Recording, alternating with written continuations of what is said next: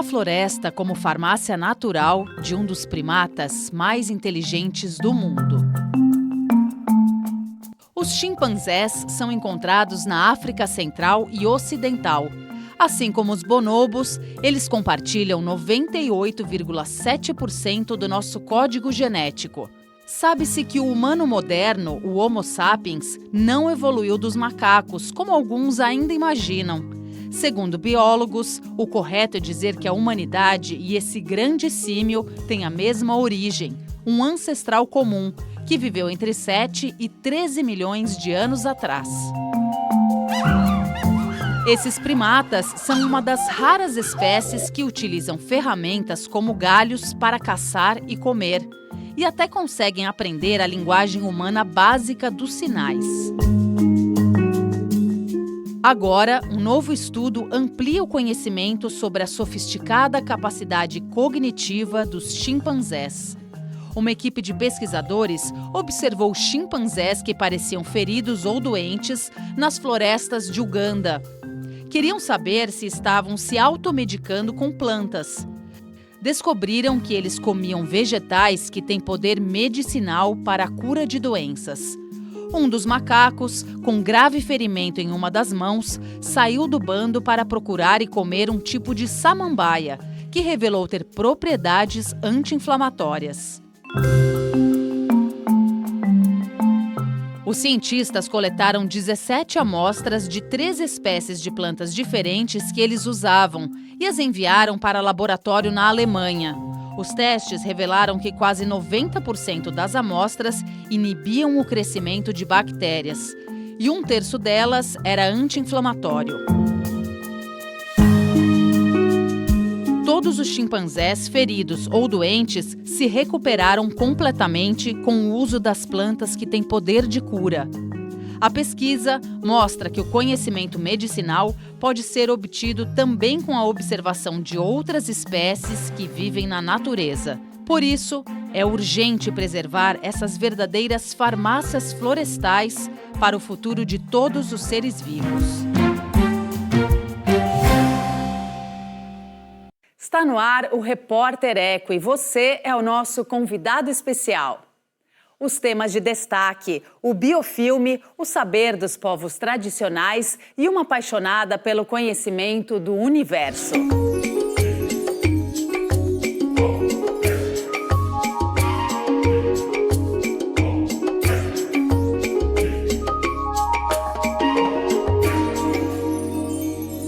Veja os detalhes do programa de hoje. Pesquisadores criam um plástico biodegradável feito à base de casca de banana nanica que poderá substituir o plástico convencional. Quilombolas do litoral norte paulista, em parceria com cientistas, lançam livros sobre o uso sustentável e preservação de plantas nativas como a taboa. E a astrônoma brasileira Rosali Lopes estuda os vulcões de planetas do nosso sistema solar como cientista da NASA, a Agência Espacial Norte-Americana.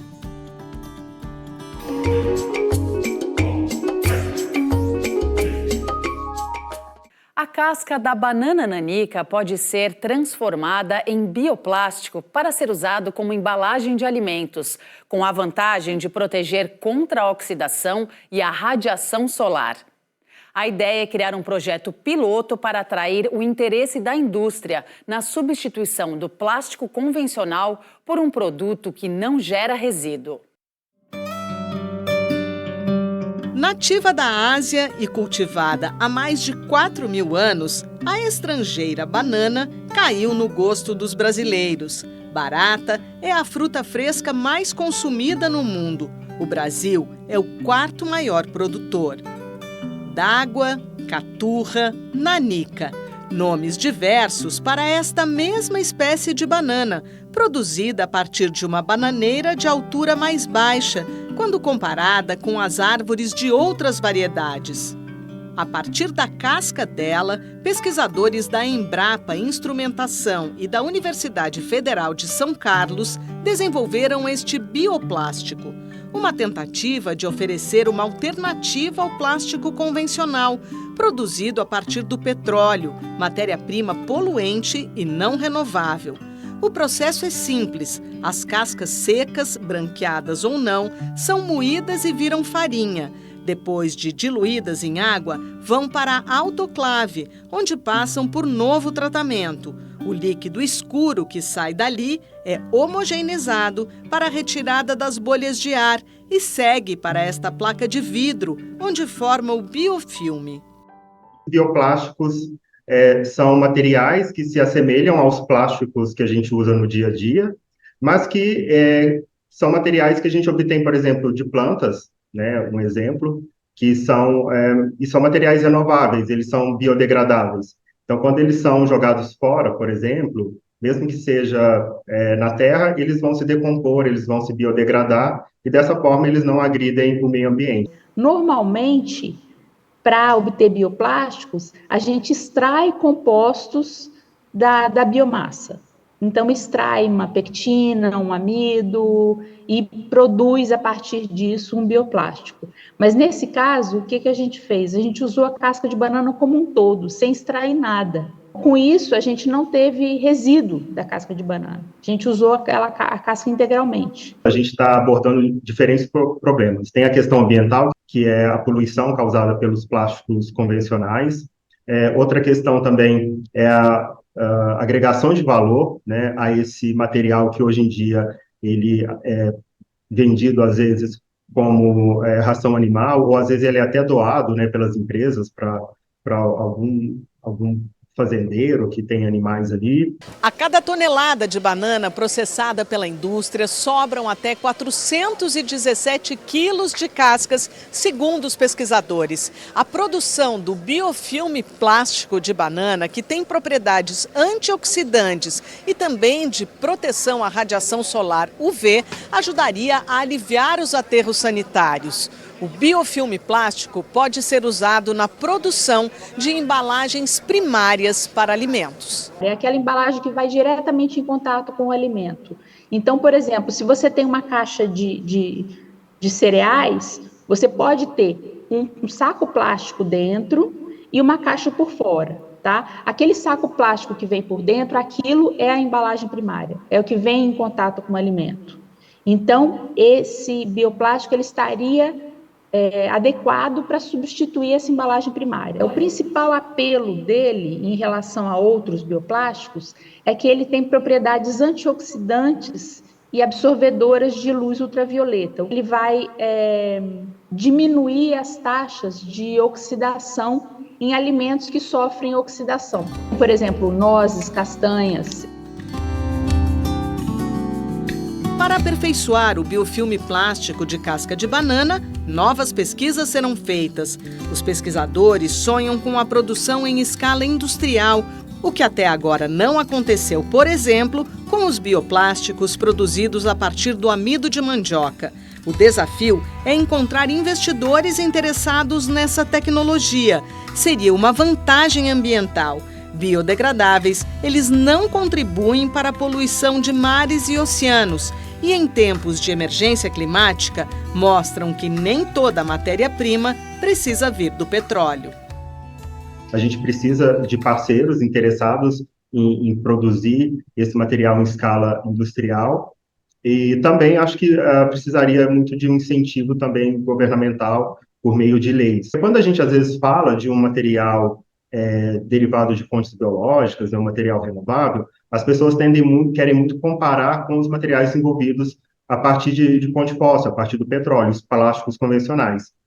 E às vezes é uma comparação um pouco injusta, porque já existe uma indústria, né, estabelecida para a produção desses materiais, e às vezes as pessoas esperam, né, que esses materiais que a gente faça aqui, eles tenham as mesmas propriedades. Às vezes um plástico convencional, ele vai ter uma resistência muito mais elevada, só que ele vai ser usado ali para embalar um alimento e depois ele vai ser jogado fora. Então, será que precisa de um material tão resistente, né, sendo que ele vai ser utilizado ali uma única vez?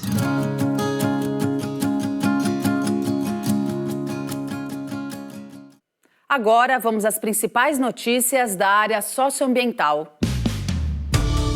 2023, o ano mais quente já registrado, também foi recordista em incêndios extremos no mundo. As queimadas nas florestas mais que dobraram nas últimas 2 décadas, segundo estudo publicado na revista Nature. 2 biomas brasileiros, o Pantanal e o Cerrado, têm a maior quantidade de incêndios devastadores em um primeiro semestre desde 1988. De janeiro até 23 de junho, foram mais de 3.200 focos no Pantanal e mais de 12.000 no Cerrado. A informação é do INPE, Instituto Nacional de Pesquisas Espaciais.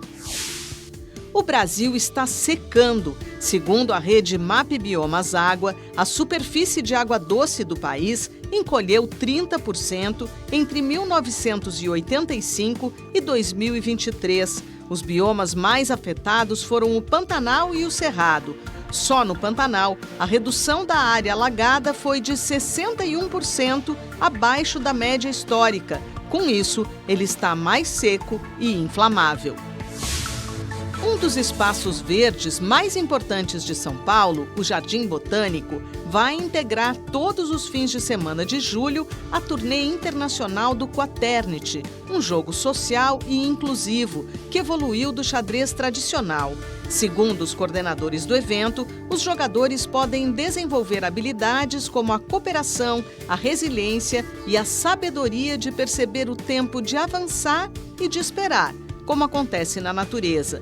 O evento terá ainda uma exposição de ilustrações botânicas do arquiteto e paisagista Jeanito Gentilini, todos os sábados e domingos, das 11 da manhã às 5 da tarde. Veja logo mais aqui no Repórter Eco. Quilombolas do litoral norte paulista compartilham o conhecimento tradicional com cientistas para publicar livros sobre o uso sustentável de plantas nativas, como a taboa.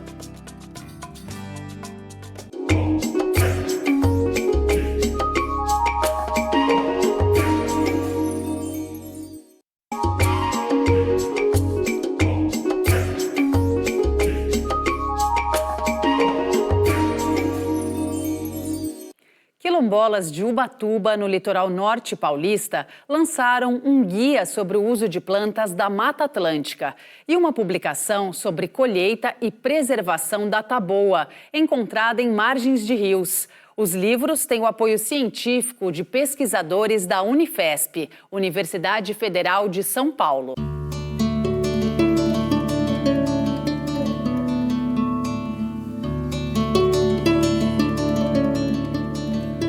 Medicina, culinária, artesanato, usos tradicionais de plantas da Mata Atlântica revelados por comunidades quilombolas do litoral paulista.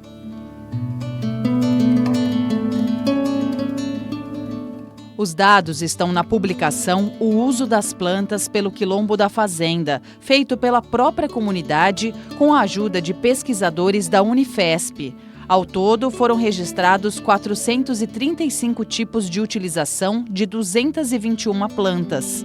As informações foram coletadas na pesquisa participativa de etnobotânica, idealizada e coordenada pela bióloga Eliana Rodrigues. A etnobotânica é uma disciplina que busca o entendimento da percepção de diversas culturas sobre a sua botânica, seu ambiente, as plantas. Mediante ferramentas da academia, ele capacita essas comunidades, essas populações, essas culturas, para que elas mesmas façam o registro dessa percepção, desse conhecimento, desse saber, né? Então, isso é muito importante porque isso tem uma conexão muito forte com um tema que é a propriedade intelectual, né? O direito à propriedade intelectual. Então, na medida em que eu registro a minha própria cultura, na minha língua, eu tomo a decisão de o que eu faço com isso depois. O método da etnobotânica participativa, usado pelos pesquisadores, foi desenvolvido junto a quilombolas da Mata Atlântica em Ubatuba, para a produção também de um guia de cultivo e coleta da taboa. A planta aquática nativa da Mata Atlântica é usada em artesanatos para a geração de renda das famílias. Então foi feito o guia, né, de recomendações de boas práticas para o extrativismo sustentável da taboa, com base, né, como a etnobotânica participativa, com base no que os quilombolas já realizavam no local para o manejo e extrativismo da planta. Então, um mapinha da área, uma introdução sobre a Mata Atlântica, que é onde a comunidade está inserida, um pouco sobre o quilombo, né, imagens, né, do local para também atrair as pessoas. E no final, as recomendações do que foi feito, de acordo com a lua que pode coletar, que lua que não pode, a altura da planta que se coleta, então deixando sempre a raiz para ela poder brotar de novo, coletar a cada 3 meses para ela ter esse tempo de regeneração. As comunidades quilombolas colhem as folhas das taboas. As maiores e sem flores são secas ao sol. Mãos habilidosas, então, trançam a palha que se transforma em esteiras, bolsas, chapéus, tapetes. A quantidade coletada é definida de acordo com a demanda por artesanato. O Quilombo da Fazenda está inserido no Parque Estadual da Serra do Mar, uma unidade de conservação. Por isso, para que a taboa possa ser utilizada, é necessário apresentar um plano de manejo e extrativismo sustentável, como explica a engenheira florestal Sandra Pavan. Quando você fala de sustentabilidade, você tem algumas perguntas básicas que têm que ser respondidas.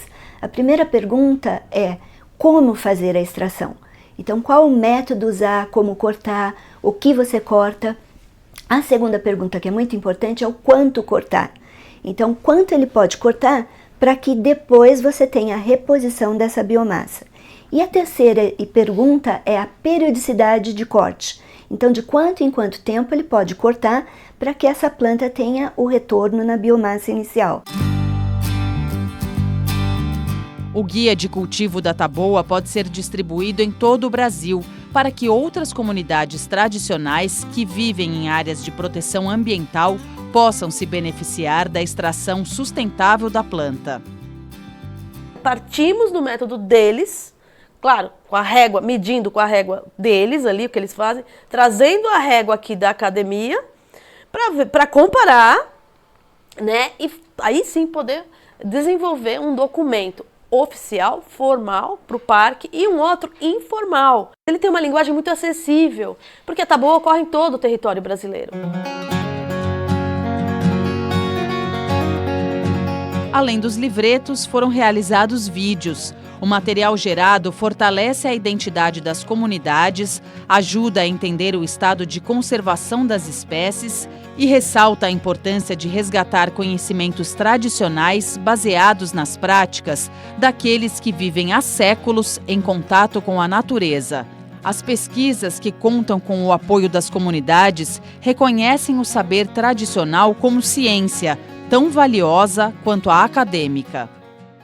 São formas diferentes de fazer ciência, são métodos diferentes, mas que muitas vezes lá na frente se convergem.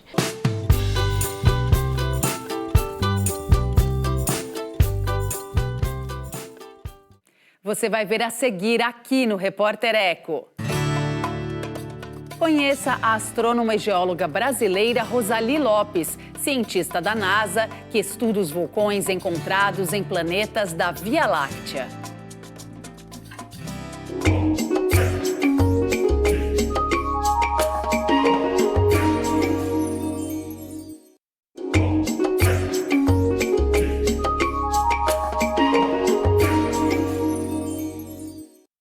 A cientista brasileira Rosali Lopes realizou o sonho de trabalhar na NASA, a Agência Espacial Norte-Americana. É uma inspiração para jovens apaixonados pelo conhecimento do universo. A astrônoma e geóloga estuda especialmente os vulcões encontrados em planetas do nosso sistema solar para entender melhor a Terra.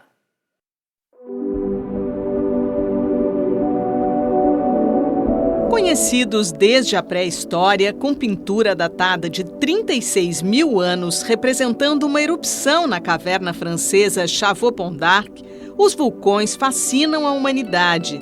As estruturas geológicas são aberturas na crosta terrestre, por onde podem sair lava, cinzas e gases. Os vulcões encantam a cientista planetária Rosali Lopes, que há mais de 3 décadas atua na NASA, a Agência Espacial Norte-Americana, estudando a geologia dos planetas. Quando nós vemos vulcões na Terra, nós estamos limitados, digamos, à mesma gravidade, os mesmos tipos de erosão. Eu concentro meus estudos principalmente em Io, que é a lua vulcânica de Júpiter, onde tem muitos vulcões ativos. Eu descobri 71 vulcões ativos, mas agora nós sabemos que tem por volta de uns 300. E, embora a Terra tenha por volta de 600 vulcões ativos, eles não estão em erupção o tempo todo. Estudando vulcões em Io e as erupções é uma maneira de nós estudarmos vulcões na Terra que entraram em erupções há centenas de milhões de anos atrás ou até bilhões de anos atrás. Eu estudo também uma lua gelada. Titã é a maior lua de Saturno. Essas luas geladas têm uma crosta de gelo em vez de uma crosta de rocha, e embaixo tem oceanos de água líquida.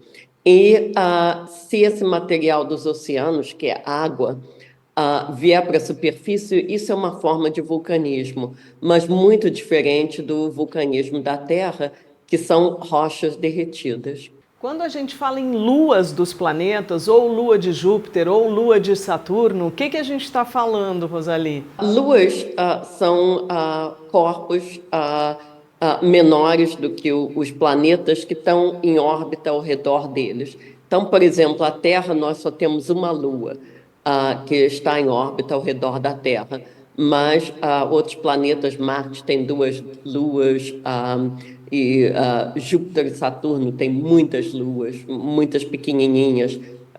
Em Júpiter existem 4 luas. A investigação planetária também ajuda a compreender outros processos naturais observados na Terra. Por exemplo, mudanças climáticas, os primeiros estudos foram feitos quando uma nave americana estudou Vênus. Até o Carl Sagan, que foi um cientista famoso, foi um dos que descobriram o efeito estufa da atmosfera de Vênus.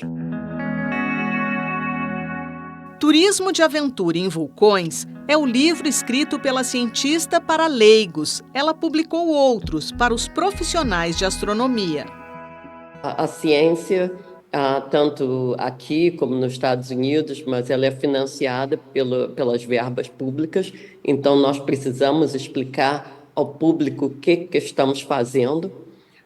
E segundo, inspiração, educação e comunicação mesmo do que um cientista faz. Eu ainda não escrevi um livro para crianças, mas agora mesmo saiu um gibi sobre mim, da série da Dona Ciência. Então, eu acho importante também divulgar para crianças.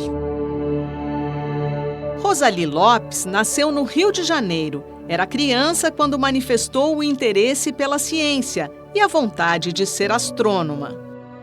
Olhando o céu estrelado, eu fiquei apaixonada por astronomia e quando estava na universidade em Londres, estudando astronomia, eu descobri a geologia planetária. Eu dizia que eu ia ser astrônoma e trabalhar para a NASA, porque a NASA fazia as missões Apollo, não é? Então eu estava muito entusiasmada sobre isso.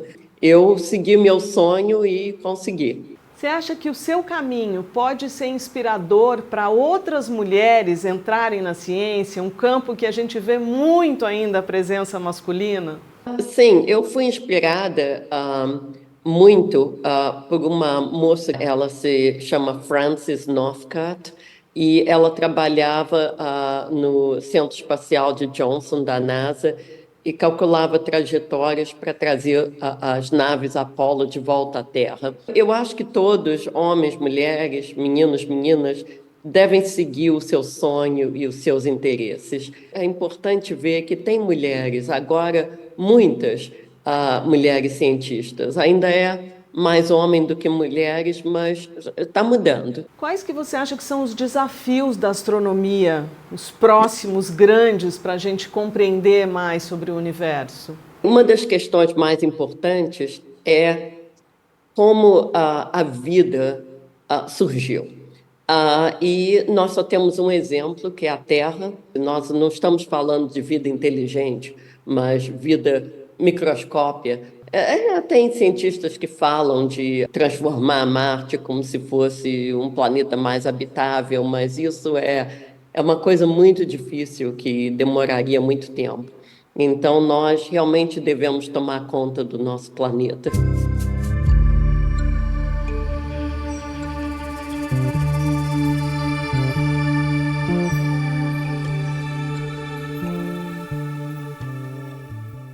O Repórter Eco de hoje termina aqui, mas você já sabe, a gente se encontra no próximo programa com mais projetos, ações e pesquisas por um mundo melhor para todos. Até lá!